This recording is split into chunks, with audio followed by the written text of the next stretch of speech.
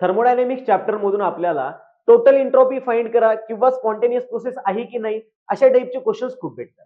तर त्यासाठी तुम्हाला सेकंड लॉ ऑफ थर्मोडायनेमिक्स माहिती पाहिजे, जो की आपल्याला सांगतो टोटल एंट्रोपी म्हणजेच युनिव्हर्सची एंट्रोपी जी आहे ती नेहमी वाढत असते. आता entropy total is equal to सिस्टमच्या आणि सराउंडिंगच्या एंट्रोपीचे ऍडिशन असणार आहे.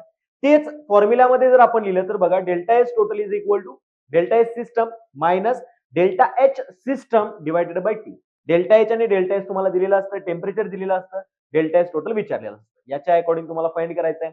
आणि स्पॉन्टेनियस रिएक्शन साठी delta S total greater than 0 असतो हे आपल्याला लक्षात ठेवायचं आहे.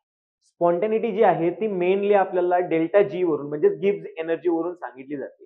तर गिब्स एनर्जी जर निगेटिव्ह असेल तर स्पॉन्टेनियस प्रोसेस आहे हे फिक्स आहे.